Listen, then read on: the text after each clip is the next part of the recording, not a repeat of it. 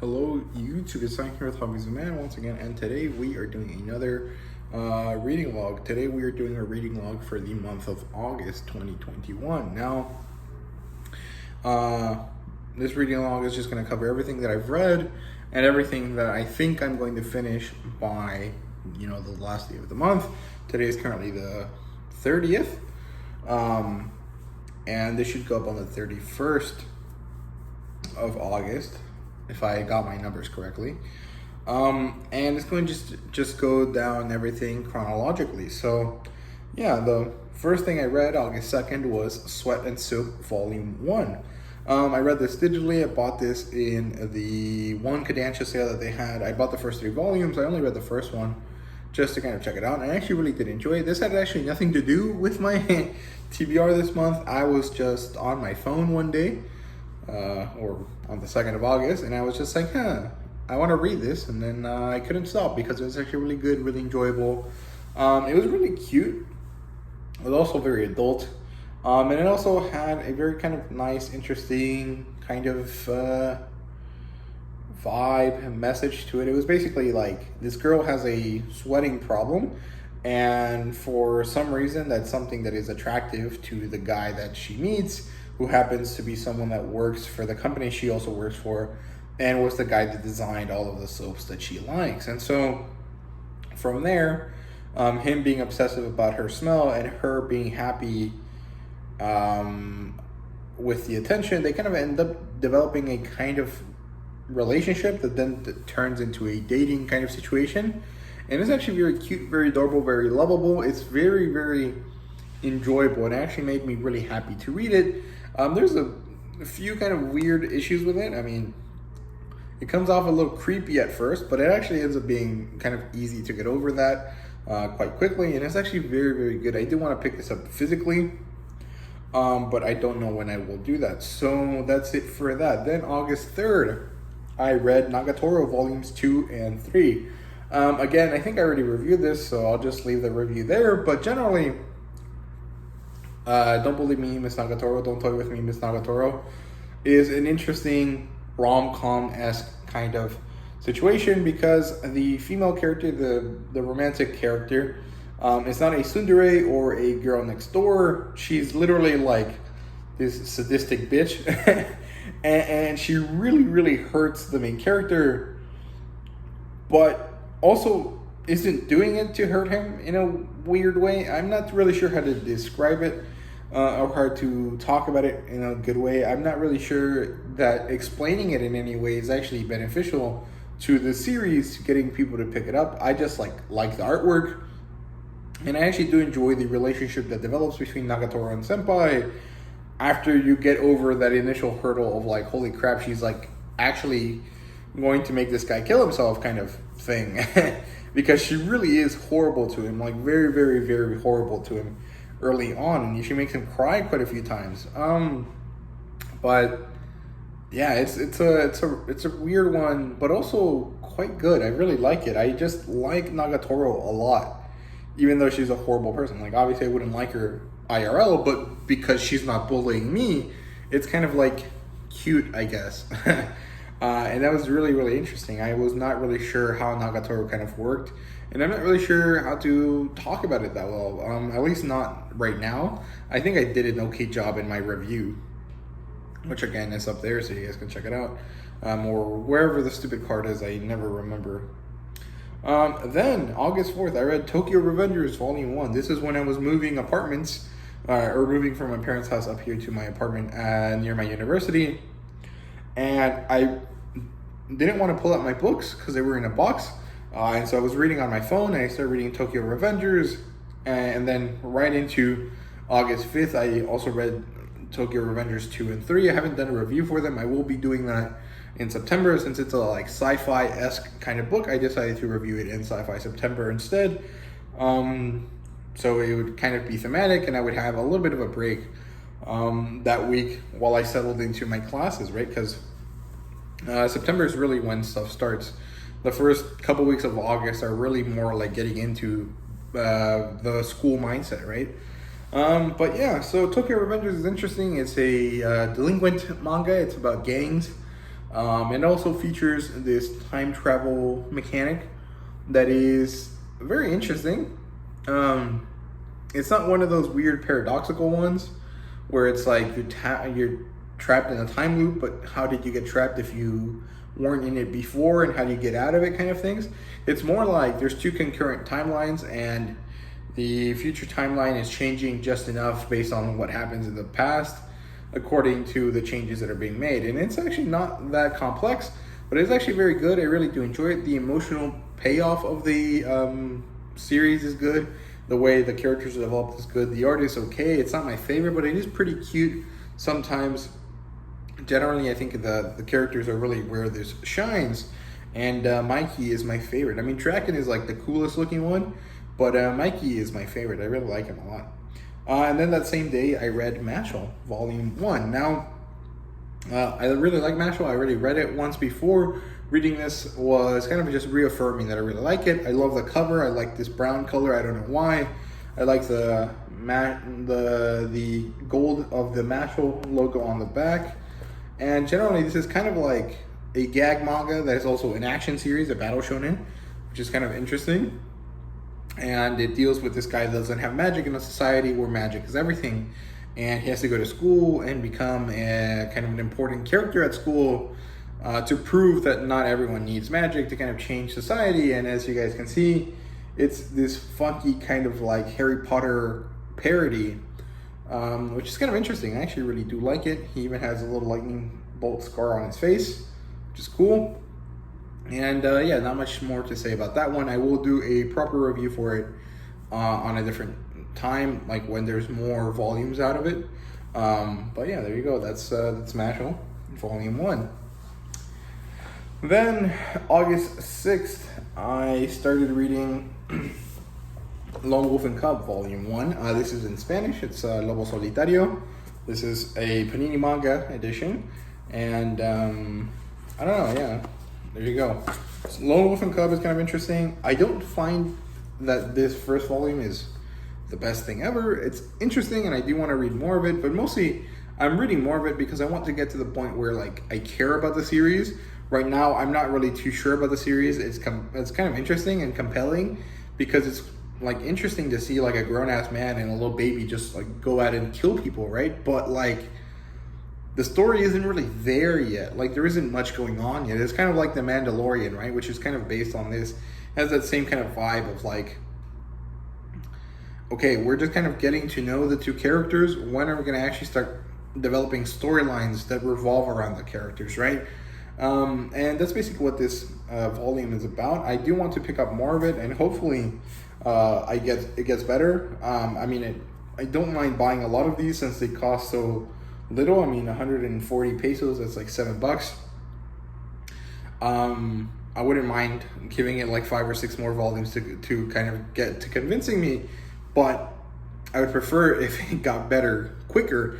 Right now, the only thing that's really working for it is the artwork and the kind of interesting dynamic of the lights and shadows that the mangaka like uses, right? So there you go. That's all I got for you guys on that one. Then that same day, I started reading Bestiarius, Volume 1. There you go. This is by Masasumi Kagisaki, and it's about this kind of different set of gladiators and their mythical beast companions as they kind of rebel from the Roman Empire. And it has this beautiful artwork. And it's very complex. You could really stare at this page all day and find different things about it, every time you look at it. But I don't know, it's a good series. It's really enjoyable. It does have that kind of like heroic fantasy vibe to it. I did a review on it, so you can go watch that if you'd like.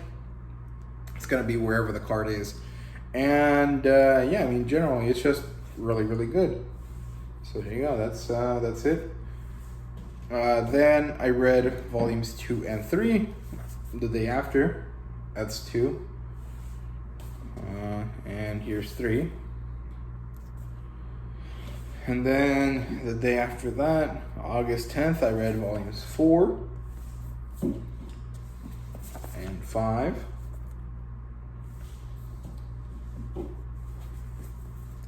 and 6 and 7, which is the full complete series. Definitely makes me want to check out more of his works. I will probably buy Green Blood and Hotel, but I'll have to buy those from Spain because they're not available in Latin American countries, or at least they're not available in Mexico, which is the one Latin American country that I buy manga from. So I think it's available in Argentina, but I don't really think it matters. Like, I think the Argentinian and the Spaniard editions are the same, so it makes no difference where I buy it from. So I'll probably end up doing that sometime soon. I'll have to do it through Book Depository. It'll be a little bit expensive, but I do want to check out more of his works. So there we go. Then that same day, I also read Ragna Crimson Volume 1 and Volume 2. I got these from Otaku Mike. And this is a kind of heroic fantasy kind of vibe as well. It has this time travel mechanic where the character in the future kind of comes back, kind of like Days of Future Past, like the X-Men movie, where like Wolverine comes back in time and he kind of has to deal with stuff back in time. But it also is about dragon hunting and about kind of eradicating this group of beasts from the world so that people can live in peace. And it kind of is interesting because there's a lot of politics and a lot of like questionable stuff happening here. And the dragons are sentient and they're also kind of evil. And so there's kind of an interesting, like, should we kill them? Should we not kill them? We're going to kill them anyways because they threaten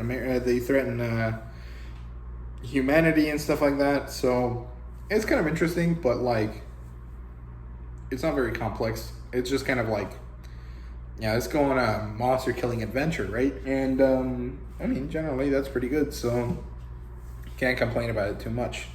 Then August 12th, I read Dragon Hatchling, or Reincarnated as Dragon Hatchling. I just did a review for this. I think it's really good. It's really enjoyable. It's kind of similar to I'm a Spider, So What, except that the main character isn't as snarky, and instead of a spider, he's a dragon, but it basically follows the same kind of idea. He is born somewhere as a monster. He has to grow as a monster, and eventually he reaches a stage where he's going to try to become human-esque, human-like, a demi-human of some sort. But for now, he's just kind of stuck trying to survive and not dying, and in turn having to kill a bunch of other monsters and, of course, survive off of them. Right? And then, of course, he comes in contact with a human, and it makes him kind of realize that he's lonely, and so he kind of tries to work towards getting that human appearance. Generally, I think it's good. I like the artwork quite a bit, and the story is really easy to read. It's very comfortable. It's actually a very cutesy kind of read. The male character has a very cute voice to him. It's kind of interesting. It's very enjoyable to read overall. Then I read Drifting Dragons, Volumes 1, 2, and 3 on August 14th. Let me show you. Here's Volume 1. This one was a reread for me. Volume 2 was also a reread for me, and Volume 3 was new content.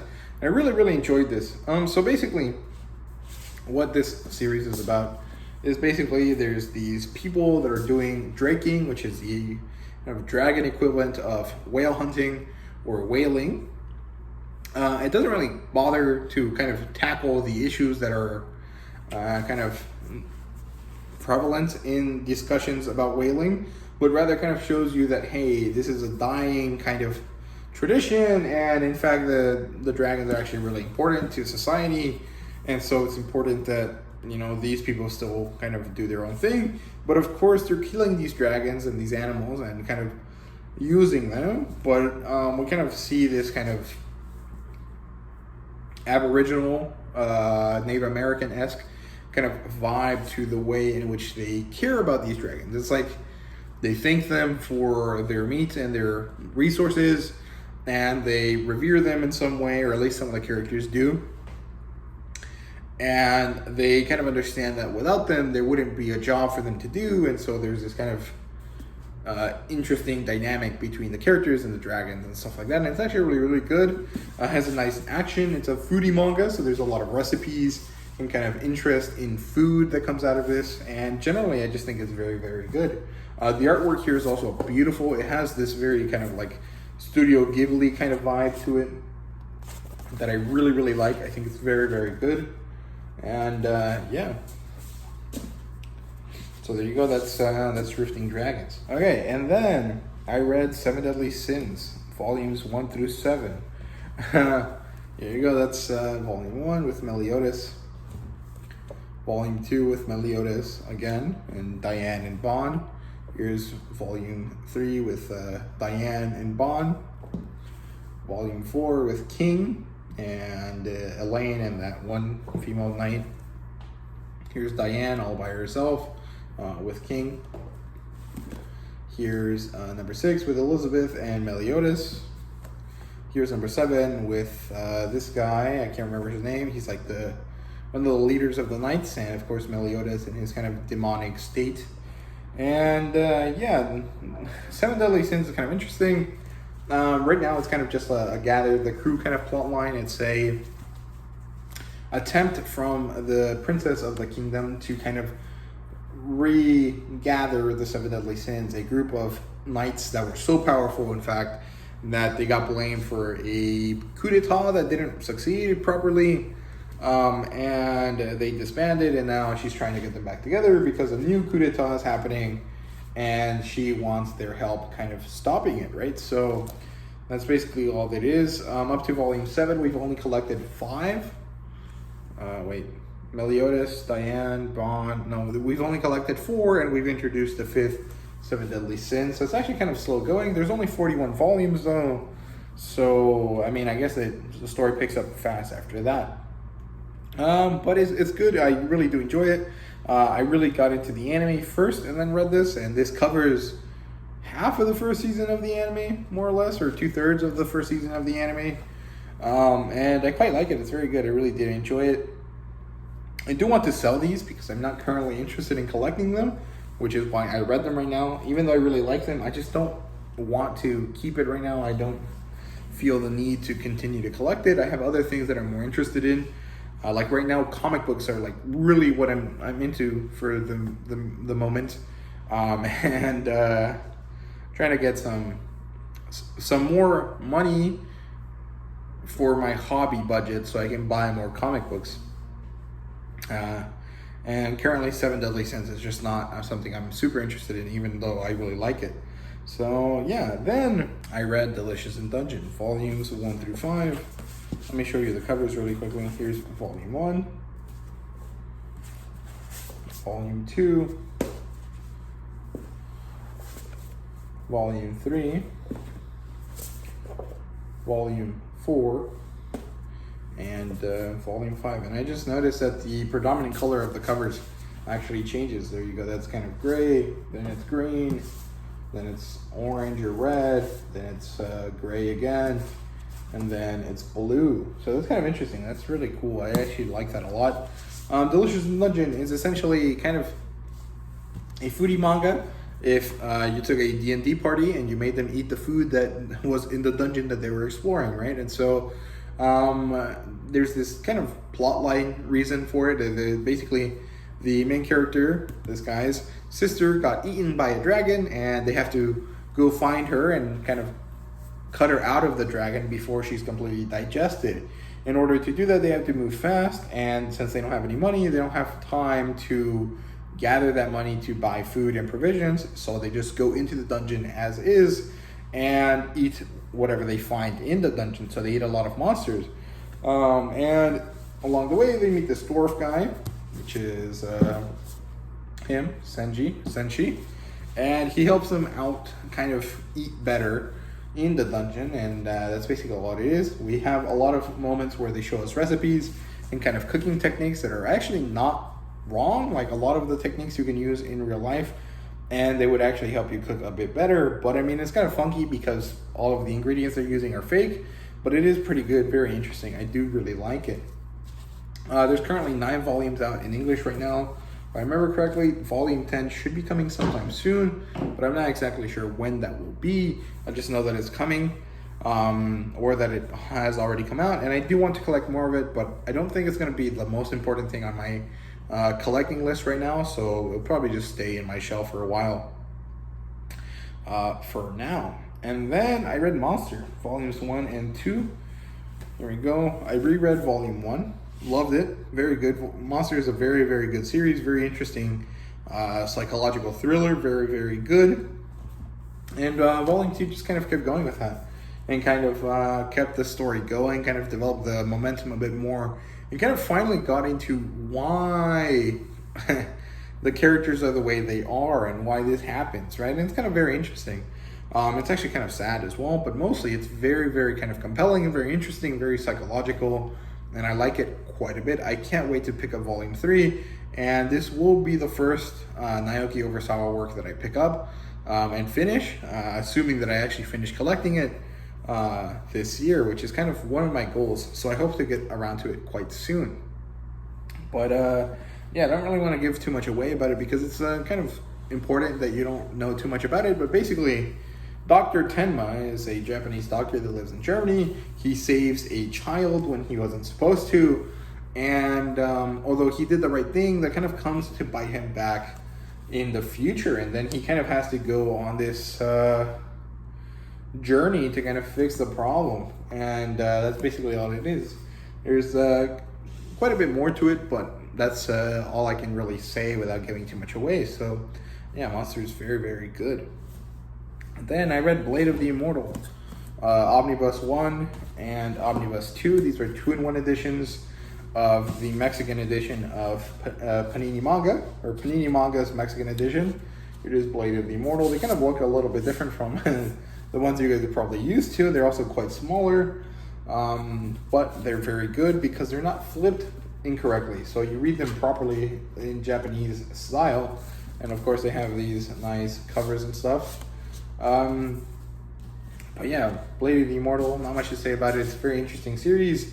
It does fall under the rule of cool a little bit too much sometimes, and the storyline, like the way the characters are talking and the way the characters explain their motivations, doesn't really make the most sense sometimes. But it's not because the dialogue has this weird mix of old and new terminology, but rather just because the flow of conversations doesn't really go that well. And this isn't just in the Spanish edition, this was an issue in the English edition, which was only compounded by the fact that the art was flipped. Kind of made it more confusing, but this was easier to read than the English edition, at least the paperback version. I don't necessarily know that the collected edition is also flipped or not, but I'm assuming it is because Dark Horse doesn't seem like the types that would try to fix that kind of thing. So yeah, Blade of the Immortal is good. I like it a lot. It's very interesting. Definitely want to pick up more of it. There's I think 15 books of these in the Spanish edition, which is 5 more than the English edition, but of course these are 2-in-1s instead of 3-in-1s, so that kind of makes sense. But yeah, definitely gonna pick up more of these when I get the chance. So there you go. That's it for Blade of the Immortal. Then I read Agincourt. This is a single one-shot novel. It's by Bernard Cornwell, who wrote a very famous Viking series that got turned into a TV show called The Last Kingdom. Very interesting. This is about the Battle of Agincourt, one of these interesting battles between France and England. That kind of France lost because they were stupid about it. Like, England would have easily been beaten if a French person was just like, nah, we're gonna actually destroy these guys instead of act like dumbasses and just fight them willy-nilly, right? But it's kind of interesting. It's pretty good. It's very well written. It kind of has this Robin Hood-esque feel to it, I guess. I don't know when I'm gonna release the review for this. I'm not exactly sure. I can't remember if I already did, but it's good. I do enjoy it. I think it's very interesting, and I think Bernard Cornwell is definitely going to be an author that I continue to collect stuff from. Of course, I still have other books from him that I have to read, but he's a pretty good author. I really like him. Then the last 2 things. Currently, I'm reading Brightblade. I'm 50% through it right now. Should be able to finish it tonight, if not tomorrow morning. And I also have Kuroichi that I have to finish. I'm like 100 pages into that one. It's about 700 pages, so I probably will finish it by tomorrow night. If not, I'll finish it the first couple of days of September. I'll mention it in my to be read video that I'm doing tomorrow. So I'll let you guys know. But yeah, that's all I read this month. And yeah, I think that's it for me. I hope you guys enjoyed this video. If you did, please leave a like, subscribe, and comment down below. Let me know what you thought. Thank you guys very much for watching. I really do appreciate it. And let me know what you guys read this month. Let me know what your favorite thing that you read this month was. And yeah, I really appreciate you guys, like I said. See you guys later.